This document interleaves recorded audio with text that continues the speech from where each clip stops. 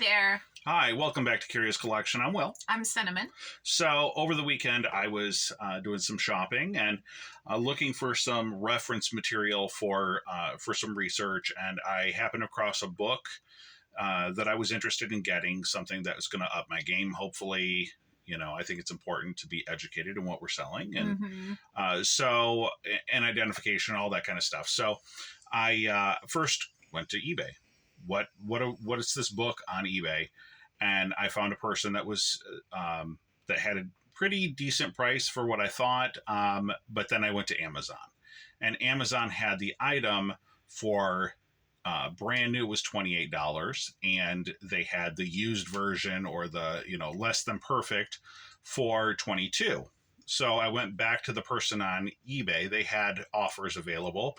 They were pricing it at $30 with offers. So I offered them a $20 plus shipping, would have put it at $26. I'm actually paying a little bit more, and they countered and they turned me down, and they came back with a $2 discount. And it wasn't really something that I could accept. Like, I can find it cheaper. Mm-hmm. I can save $6 on this book if I just buy it on Amazon. And of course, we have the Amazon Prime membership, like 150 million other Americans do. And so I bought it on Amazon, and that eBay seller missed out. And I think that's what, it kind of hurt my feelings, actually, that, I'm trying to keep my sales on the platform, mm-hmm. and I can't do it because people refuse to look at pricing. And I think, so that's the number one thing. It doesn't matter how good your photos are. It doesn't matter how many item specifics you fill out. It doesn't matter. None of it matters if you can't have a good price. Yeah. And the thing is that people are going to comparison shop. It's too easy now not to. Why would I, if I can just Google whatever it is that I want to look it up, right? Or image search it, then I'm going to see all of the prices out there. Mm-hmm. And people aren't going to be loyal to one platform over another. They don't care. Right. And really, I mean, we've been talking about it for a few months now. I mean, really, honestly, since January, and that we were talking in January about improving our business savings so that we could get through tough economic times. Mm-hmm. We knew that in January we were going to be trimming back on our budget. Right. So I actually said, well, what does this look like in our business? I always like to have a visual aid if possible. And so I picked up these Pez dispensers. This is the office. You've got all the characters there. Brand new condition. We don't typically do retail arbitrage. We typically don't do salvage. But I happened across these just after Christmas at one of our local salvage outlets, and I said, well, they're asking $3. Mm-hmm. $3. It's a brand new in package. I did a quick Amazon search. I actually Googled it, and $29.99. So I'm going to take $3. I'm going to flip it into $30. That's a 10x. Even if you take out shipping and fees, you're still in good shape. Sure. So that's what we did. We bought a few cases, mm-hmm. like 4 cases, and I got them listed, and I started selling them. And I came in and I priced them at $26.99. I'm beating everybody by $3. A few months later, I noticed sales have dropped off, and now I'm pulling the price down, mm-hmm. and pulling the price down, and pulling the price. Well, okay, we're not in January anymore, people. It's been 8 months. Yeah, we've sold a lot of these, mm-hmm. 3 cases of the 4, but I know the reason they're not selling. The reason they're not selling, we've got them at $16.99 now, free ship. Amazon has them at $14.99. It just keeps going. You're going to constantly be racing to the bottom in all categories, on all products. It doesn't matter. This is the nature of retail. If we hold on to these, the price may continue to depreciate. If we hold on to them, it may eventually come up in a few years. So that's really where we're at, is we're doing free shipping on it. If we had calculated shipping and I sold them for $3, the calculated shipping on a 2-pound package is still going to put it in a position where it's not as cheap as Amazon can offer it. Mm-hmm. Amazon has their own shipping, and so those of you that have sold on the Amazon platform, you recognize it's not USPS. Even if they have USPS, they're getting discounts. Yeah, they're making it cheaper for you as a seller. So, I think it's a cautionary tale. This is one of the reasons that we don't do salvage and we don't do retail arbitrage, because the market moves. So you think you're getting a great deal, you buy in hard on something like this, and no, I'm not upset about it. I just want to be very clear. We made money. Yeah. All the inventory that I have left is paid for. Mm-hmm. So we're okay. Like I said, we got it at $3. Right.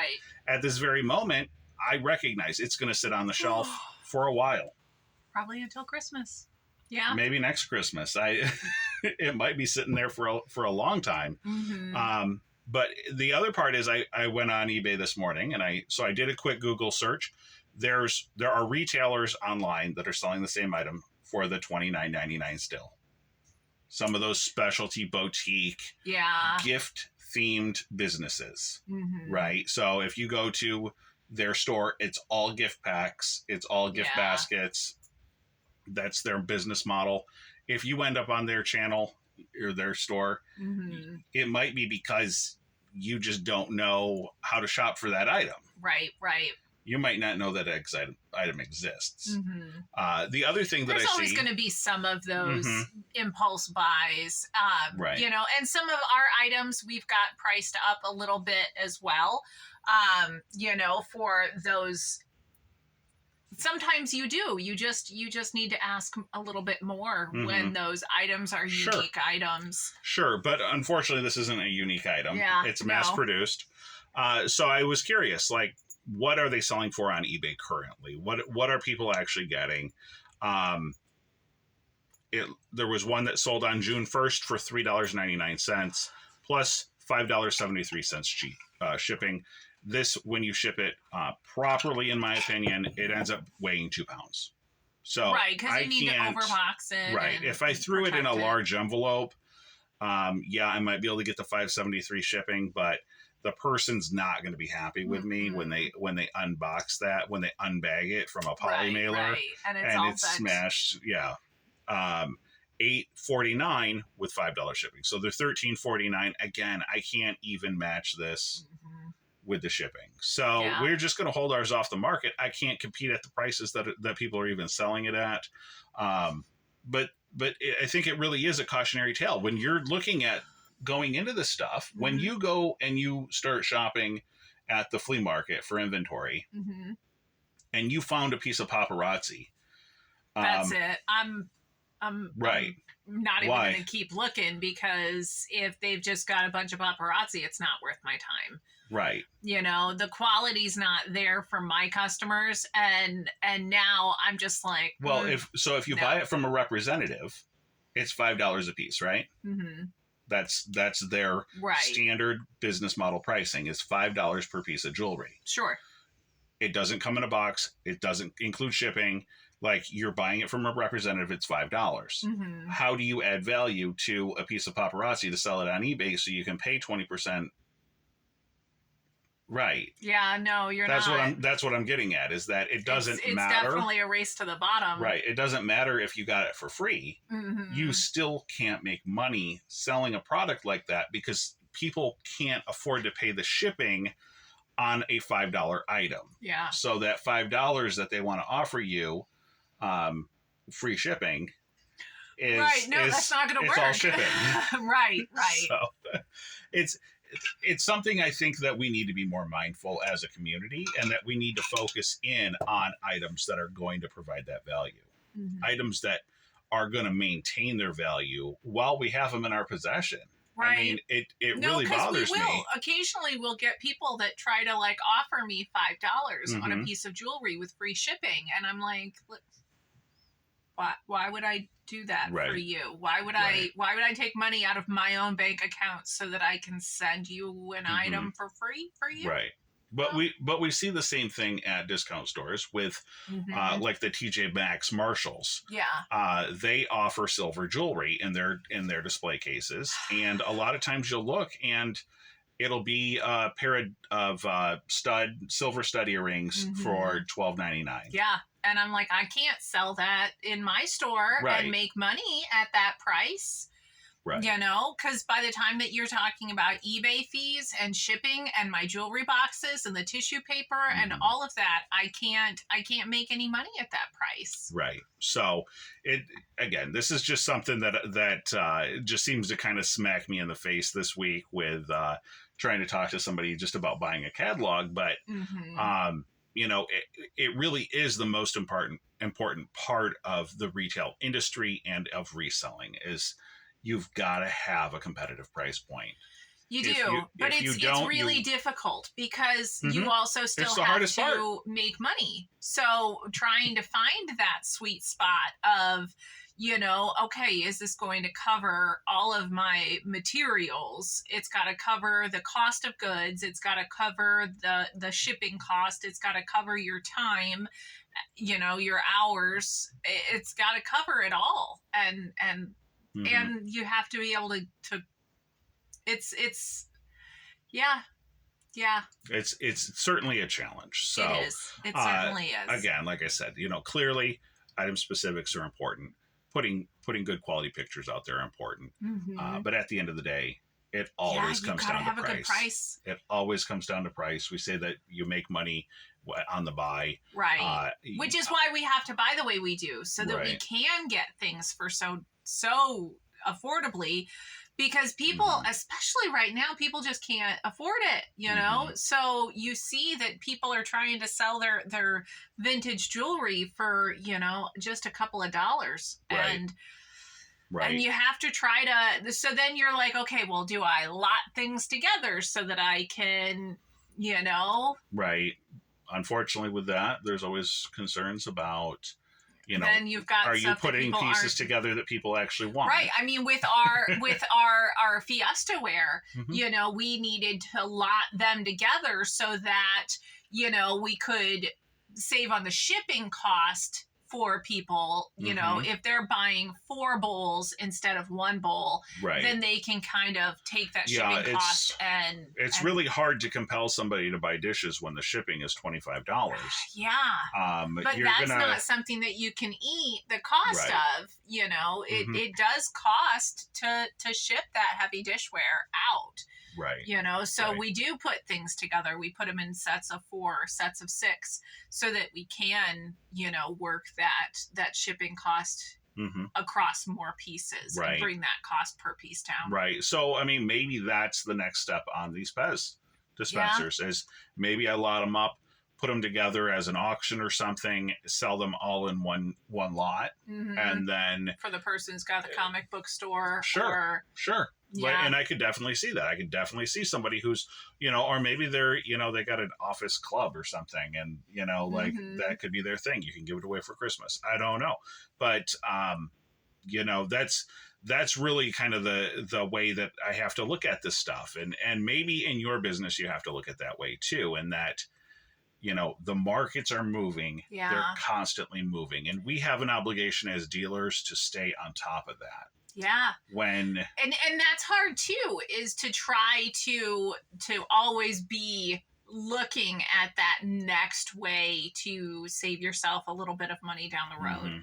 You know, okay, well, how do I continue to save more money? Do I lot these things together? Do I, you know, find a buy on my packaging material? Do you know, you do as business owners, you have to constantly try to stay on top of whatever the next way to save you definitely have to know the numbers in order to actually be able to affect them. So, you know, if you're not utilizing some type of, you know, accounting software, or, you know, if you don't have, you know, a legal pad of paper even where you're writing down your costs, and absolutely, you know, you're definitely missing out on that opportunity to be able to go back and review those expenses objectively too, right. Because if you're only going Stay off out of your feels, yeah, right, if you're only going off of your feels, then you're not necessarily looking at the objective numbers and saying,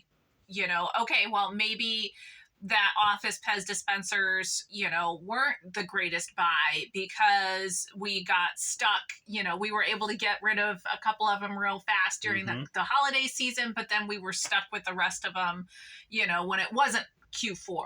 That was solely a Q4 sale type of thing.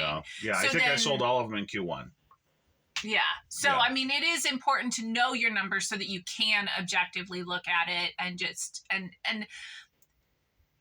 it does help when you're taking the feels out of it, because then it's not that you're a bad person or a bad, you know what I mean?